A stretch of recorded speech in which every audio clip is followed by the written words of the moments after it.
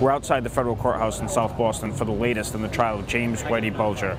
We're still hearing from James Mara. He's an investigator with the Department of Justice who reviewed Whitey's informant file over the years.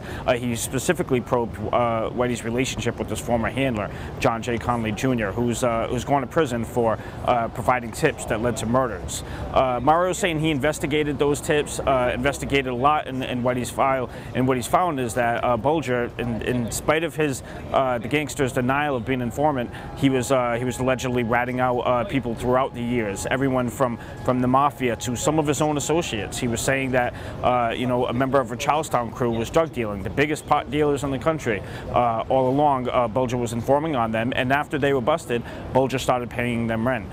I think the federal government is a bigger villain. John Morris, Conley, Surhart, Fitzpatrick, all these guys who've been turning a blind eye and even knowing what's been going on, collecting bribes. I consider them a bit, worse than Bulger pulling the trigger. We did hear from Bulger's lawyers who started to argue, through this witness, James Mara, that Bulger really wasn't an informant. He was saying a lot of this information was made up by Conley to make him look good. FBI agents look good if they can find informants.